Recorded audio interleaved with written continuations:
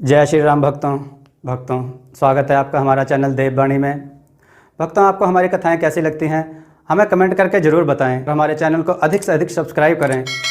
तो चलिए शुरू करते हैं आज की कथा। जय श्री राम भक्तों। कथा बहुत ही सुंदर है। बहुत समय पहले की बात है। किसी देश में एक धनी व्यापारी रहता था जिसके 5 बच्चे थे, 4 बेटियां और एक बेटा। उसका सबसे बड़ा बेटा था, उसका नाम था कालू। व्यापारी की किस्मत ने एक दिन पलटा खाया और वह अमीर से गरीब हो गया।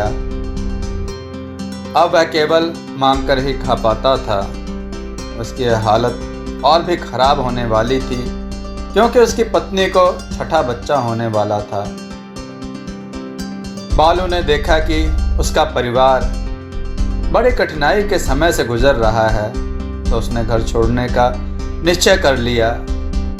उसने सबको गले लगाया और दूसरे देश चला गया। वह एक पढ़ा लिखा नौजवान था, तो जब वह दूसरे देश पहुंचा तो उसको वहां के शाही महल में काम मिल गया और फिर वह वहां का सेनापति बन गया।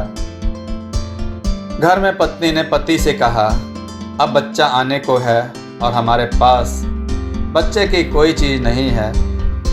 हम अपनी आखिरी चीज़, अपनी खाने की मेज़ बेच देते हैं ताकि हम बच्चे की कुछ चीज़ें खरीद सकें। उन्होंने कुछ ऐसे लोगों को बुलाया जो पुरानी चीज़ें खरीदते थे और उनमें से एक को उन्होंने अपनी खाने की मेज़ बेच दी। इस तरह से वह व्यापारी अपने आने वाले बच्चे के लिए वह सब सामान खरीद सका जो उस बच्चे के लिए ज़रूरी था। जब समय आया तो उनके घर में एक बेटी पैदा हुई जो बहुत ही सुंदर थी। उसको देखकर उसके माता पिता खुशी से रो पड़े। उनके मुंह से निकला, ओ हमारी प्यारी बेटी, हमको बहुत दुख है कि तुम हमारे घर में इतनी गरीबी में पैदा हुई हो। उन्होंने अपनी उस बेटी का नाम परमिला रख दिया। उनकी वह बेटी धीरे धीरे बड़ी होती गई और जब वह 2 साल की हो गई तो वह अपने आप चलने लगी। जहाँ उसके माता पिता सोते थे वह वहीं भूसे में खेलती थी। एक बार जब वह वहाँ खेल रही थी तो वह अपना हाथ बढ़ाकर चिल्लाई, माँ माँ देखो। उसकी माँ ने देखा तो उसके उस हाथ में सोने के सिक्के थे। उसकी माँ को तो अपनी आंखों पर विश्वास ही नहीं हुआ। उसने उससे सिक्के लिए और अपनी जेब में रख लिए। फिर उसने बच्ची की देखभाल करने के लिए एक आया बुलाई और बच्ची को उसके पास छोड़कर वह बाजार दौड़ी गई। बाजार से उसने जी भरकर बहुत सारी चीज़ें खरीदी और दोपहर तक उसने बहुत अच्छा खाना बनाकर रखा। दोपहर को वे सब बहुत अच्छा खाना खाने बैठे। उसके पिता ने परमिला की पीठ थपथपाते हुए कहा, परमिला बताओ तो तुमको ये चमकदार चीज़ें कहाँ से मिली? और उसने भूसे में एक छेद की तरफ इशारा करते हुए कहा, यहाँ पिताजी, यहाँ तो सिक्कों से भरा एक पूरा बड़ा सा बर्तन रखा है। आपको केवल उसमें हाथ डालकर बस उनको बाहर निकालना भर है। और इस तरह से वह परिवार एक बार फिर से अमीर हो गया और फिर से उसी तरीके से रहने लगा जैसे वह पहले रहते थे। जब वह बच्ची 5 साल की हुई तो उसके पिता ने अपनी पत्नी से कहा, मुझे लगता है कि अब हमको परमिला के ऊपर जादू करवा देना चाहिए।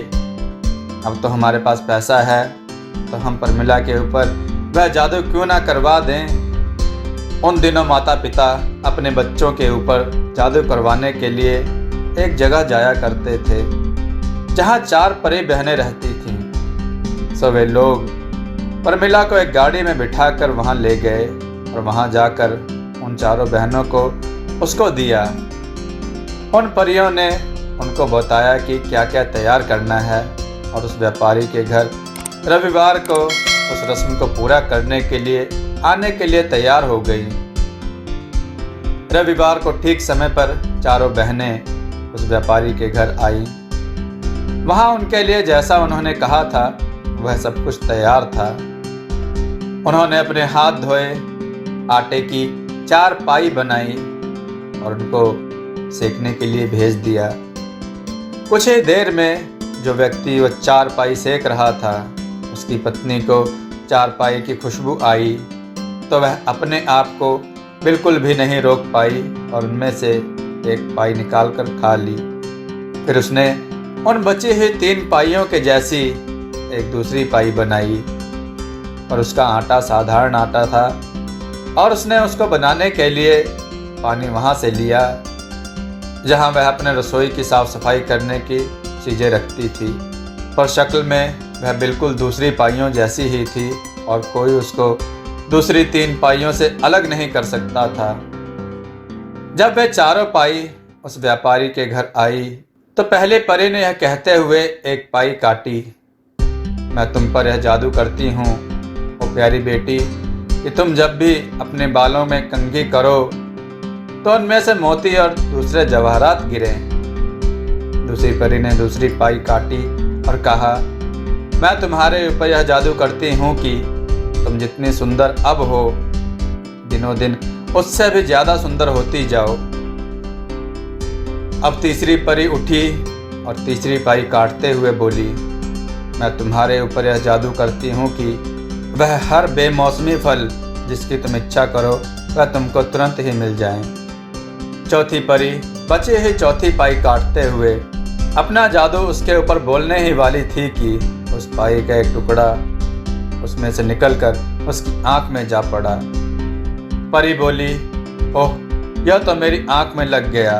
अब मैं तुम्हारे ऊपर यह बहुत बुरा जादू करती हूँ कि जब भी तुम सूरज को देखो तो उसके देखते ही तुम काला सांप बन जाओ। यह सब जादू करके वह चारों परियां वहीं से गायब हो गई। तो चौथी परी का जादू सुनकर परमिला के माता पिता तो फूट फूट कर रो पड़े। उनकी प्यारी बेटी अब सूरज कभी नहीं देख पाएगी।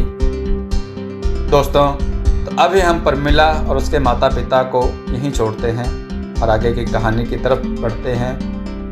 दोस्तों, बालू की तरफ चलते हैं जो दूसरे देश में अपने माता पिता की अमीरी की शान बघार रहा था। पर यह बात तो केवल वही जानता था कि उसके माता पिता कितने गरीब हैं। वह अक्सर उनके बारे में बड़ी बड़ी बात करता रहता था और अपनी उन डींगों से उसने अपने आसपास के सब लोगों को प्रभावित कर रखा था। उस देश का राजा यह जानने के लिए बहुत इच्छुक था कि बालू के कहने में कितनी सच्चाई थी। सो उसने अपना एक मंत्री बालू के देश भेजा और उसको बता दिया कि उसको वहाँ जाकर क्या करना है और क्या देखना है। फिर आकर वह उसको बताए कि उसने क्या देखा। वह आदमी बालू के देश गया और बालू के पिता के बारे में पूछा। लोगों ने उसको एक बहुत ही सुंदर महल की तरफ भेज दिया। उस महल में तो उसने बहुत सारे चौकीदार देखे। वह उस महल के अंदर घुसा तो उसने देखा कि उस महल की दीवारें तो सोने की हैं और अंदर बहुत सारे नौकर चाकर घूम रहे हैं। व्यापारी ने उस आदमी का शाही तरीके से स्वागत किया और उसको खाने के लिए खाने की मेज पर बुलाया।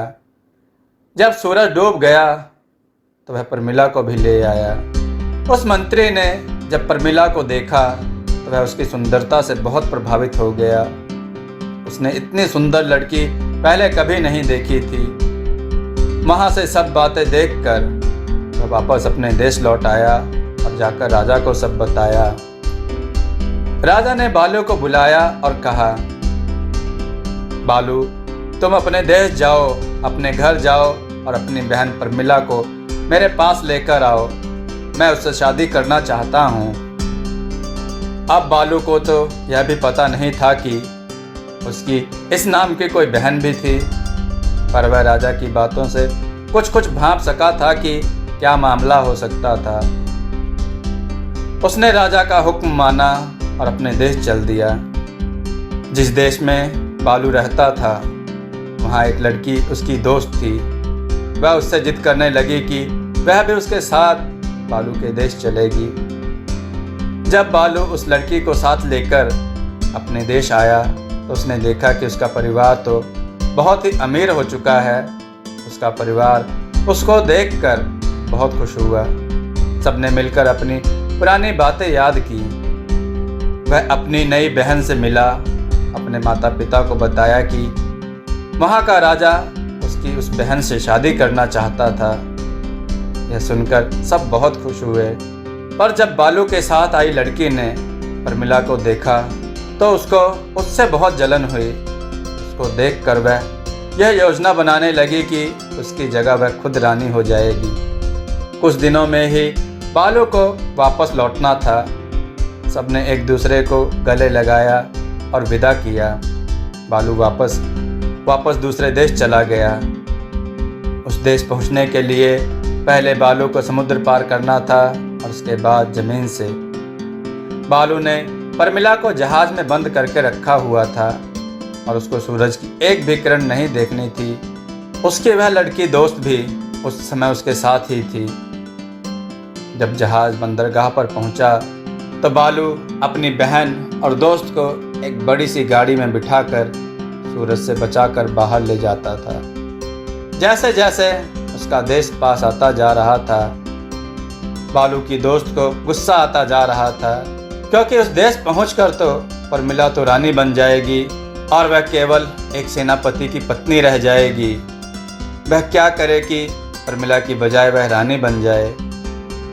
इसका मतलब यह है कि उसको जो कुछ भी करना है वहाँ पहुँचने से पहले ही करना है। उसने प्रमिला से कहना शुरू किया, प्रमिला, यहाँ कुछ गर्मी हो रही है, हम यहाँ थोड़ा सा पर्दा खोल देते हैं। प्रमिला बोली, नहीं बहन, इससे मुझे नुकसान पहुँचेगा, कृपया करके इसका पर्दा ना खोलो। कुछ देर बाद उस लड़की ने फिर कहा, प्रमिला, मुझे तो बहुत गर्मी लग रही है। इस बार प्रमिला कुछ नाराज़गी से बोली, नहीं, तुमको कोई गर्मी नहीं लग रही, चुप रहो। प्रमिला, मुझे बहुत घुटन हो रही है, फिर भी तुमको मालूम है कि मैं यह पर्दा नहीं खोल सकती। सचमुच? और उस लड़की ने एक छोटा सा चाकू निकाल लिया और उससे उस गाड़ी की कुर्सी के ऊपर लगी चमड़े की छत फाड़ दी।